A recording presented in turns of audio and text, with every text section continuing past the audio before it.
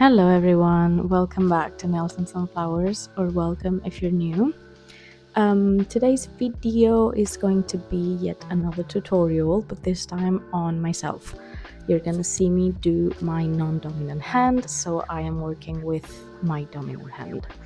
As always, I'm starting off by opening up the sterilized tools, the manicure kit, and I am using a disposable file from Stalex. And first I'm trying to get rid of some of the glue on my hand. I usually do this on the gloves with clients because otherwise it just it sticks too much and then I have a hard time removing them. And I'm seasoning it with the orange wood stick as always. And now moving on with my favorite carbide bit. You've heard me talk about it in the last 2 videos already. These are my nails. I loved them. I loved wearing them. I'm sad to remove them, but it is time. It's almost spring.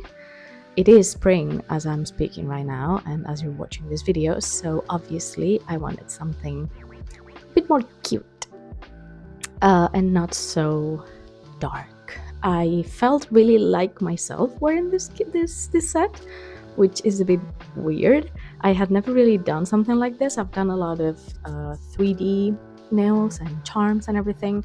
They've always been, I don't know how to explain it. They were nothing like this one, like at all. So I was really happy to wear them finally. I had been wanting to do a set like this for years, really. So it was about time, and I was very happy wearing them. I felt exactly like myself. I was looking at my nails all the time. And to be honest, I still do. Right now I'm wearing the set that you're going to see me paint in this video, which is Sakura nails, cherry blossom trees. I'm still wearing them and I love them. I find myself looking at my nails every hour or every 30 minutes like, they're cute. And exactly the same happened with this set that you're watching me remove. So I'm basically removing all the nails except the big charm one with the cross. I am removing the pearls, let's say, with the carbide bit because they're plastic, so it doesn't really affect much my carbide bit. The index you're not going to see me remove because I saved that for an Instagram reel. I'm sorry. And the cross took me quite a while to remove. I bought this pair of nippers from AliExpress for like €3 because I don't have old nippers that I could use for this. And I always struggled a lot to take off rhinestones and charms from clients. So I bought this one. Look what happened. Boop! Like, I literally pulled off a piece of my nail while I was trying to remove it with the nippers, and then when I went to file it down, I didn't realize that when I filed it down with the carbide bit, it just popped off. Yeah, I hurt my nail. You're gonna see it has a big red mark, but that's on me, that's my fault. I was trying to be fast and I was too harsh on myself. I tend to do this, honestly. So anyway, moving on, we push back the cuticles with the orange wood stick, and now we're using some talc powder to remove the moist, and we're gonna work with the flame bit. Also, from the bits that you've heard me talk about in the last 2 videos, it's red and blue abrasive mark. I'm going at 15 RPMs. On forward on the left side wall and the left side of the nail plate. We're cleaning it off, all the dry skin, all the flaky skin off of the nail plate, because otherwise the product is not going to adhere well. And yeah, I'm gonna shush for a bit.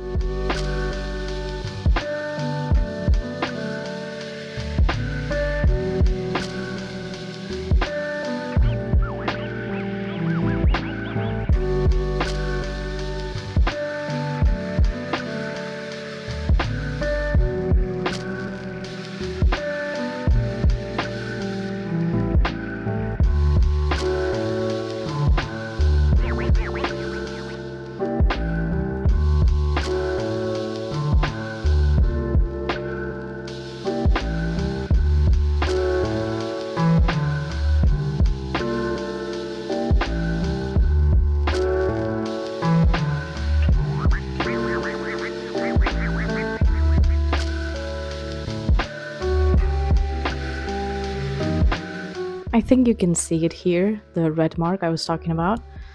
I don't know what I did. Like, honestly, I just pulled the gel off of my nail plate with the nippers because the cross was really tied in there. Like, the glue I bought, sorry, from a cart, run to get it. Like, this didn't budge. Nothing budged. Not the pearls, not the cross. And you can see what happened when I tried to actually rip it off. So anyway, after all of them are done, I move on to reverse at the same RPMs, and I go on the right side wall. This side tends to have a bit more dry skin on the growth point. As you can see, I really have to wedge in there and yeah, just try to buff it up pretty much. After that, we're moving on to the scissor work. These are, of course, Stalex. And again, as always, I'm just trying to cut off any dry skin, just so we can have a clean cuticle and we can paint under the cuticle. Excuse me. And also so we don't have any problems with the addition of the product in the cuticle area. A lot of people tend to be scared of this. I understand. I practiced a lot on myself and on very willing friends before I moved on to clients, and it's very, very scary when you start. But just trust your gut. That's my best advice, to be honest. Go slow. Go really slow if you need to, and just trust that the white skin that you're cutting is actually dead. Like, don't be scared of it. I've rarely make any client bleed, and myself, if I do, it's because I'm just trying to rush, and I'm very harsh on myself because I don't really care if I hurt myself, and that's why, like, if you do it properly, it's gonna be completely fine. It's actually better for the skin, but that's a whole different conversation. I'm not gonna go into it. We buffed the cut with the flame bit at 7,000 rotations per minute, and now with the silicone bit at 6,000 rotations per minute. I'm spraying off some water with a baby wipe, taking all the dust away. These are my clean nails. You can see on my middle finger. Yep, that red spot, that's damage. Anyway, moving on. I grab a lint-free wipe with some cleanser. This is from Nails of the Day. I'm trying it out and I really like it. It smells really nice and it works wonders. Just trying to get rid of all the dust, also dehydrate the nail. And then grabbing another lint-free wipe with the orange wood stick and the cleanser and going under the cuticles. I'm not going to dehydrate, I don't need to. And with the primer, I'm going on only on the spots that have some lifting and on the damaged spot that I created. And then with rubber base, yet again, I'm using Hey Love. I'm realizing I use Hey Love a lot. You can see how much I love it. Anyway, Hey Love rubber base. I'm going with a Stalex brush number 4 and just trying to buff it in onto the nail plate and then go under the cuticle as well, and not do such a thin layer as I was doing before. If you've been watching my videos for a while, you'll know I was talking about it all the time. You want the thinnest layer? Yeah, you do. But there needs to be enough for it to be the bond between the nail plate and the hard gel. Otherwise, there's no point to it. So you want to do just a thick layer, like as thick as you would do a gel polish layer, pretty much. And moving on to gel. This is Smart Gel, again from Hey Love, in Soft. That's what it's called. I really like this color, but clients don't tend to reach for it because it's more translucent than others. I don't really know why. If you watch the swatches on their website, on Hey Love's website, or any other store that sells them, you're gonna see that it looks pigmented like the others, but it's the third bottle that I buy, and all three have been the same. It is a bit more translucent. Obviously, the color is what it is. It's like really soft, as the name says.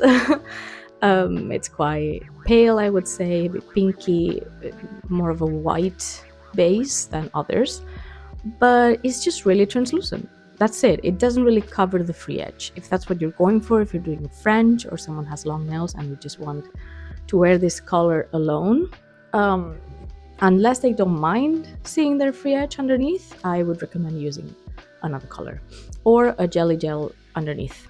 so that it covers the free edge, and then this on top. That's also an option. So after all the nails are done, I didn't really have to correct anything because I did last time, and my nails are not as long as they used to be. Only this index finger I'm gonna have to slightly try to file so it's not crooked. I did speed up this process. I never show you the whole filing up technique that I have because I feel like it's the most boring part along with removal. But I realized I thought I'm just gonna speed it up, leave it pretty much all of it, so you can actually see what I do and how long it takes me with every nail. Thought maybe you wanted to see the full thing, so here it is.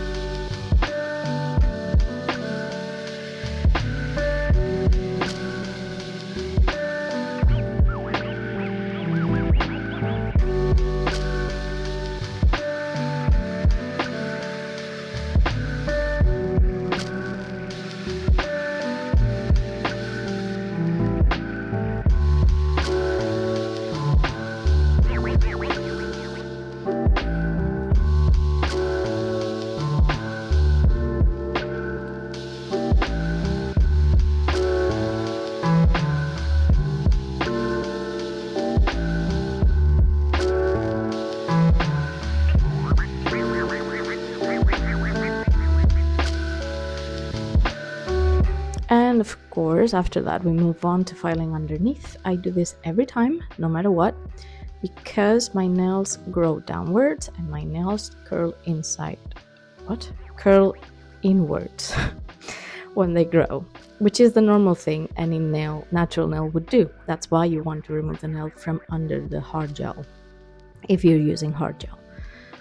This is, as always, my carbide bit from Dark by Rear, I think it is. It's a green abrasive mark, and I'm going in at 18,000 rotations per minute. I do it on all the nails. First, just remove the natural nail pretty much fully, and then I go in the growth points to remove just the natural nail and leave only the gel, so I don't get any lifting there.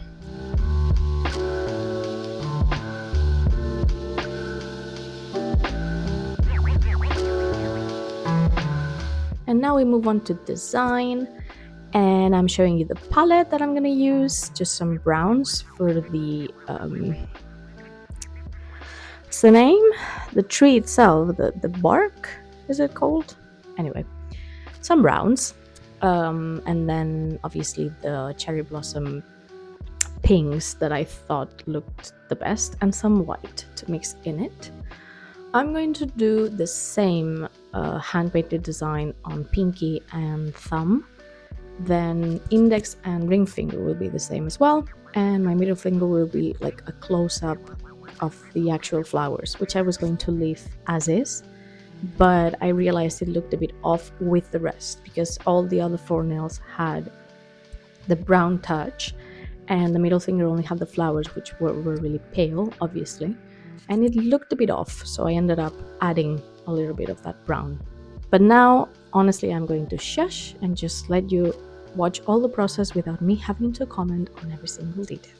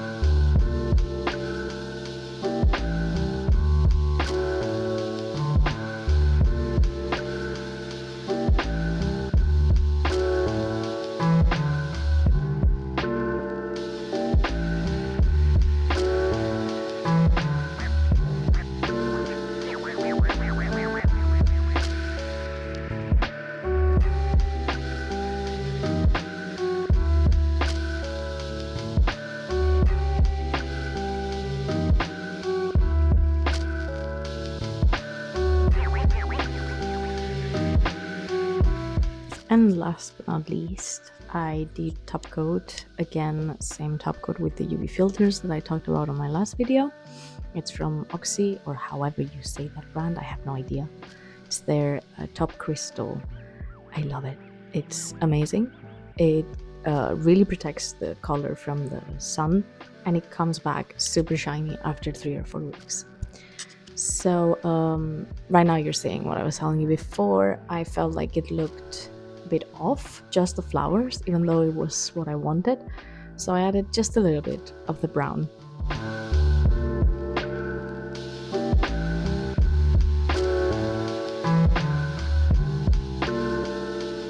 And this is the finished result. I really love them. I hope you do too. And I will see you soon on the next one. Bye!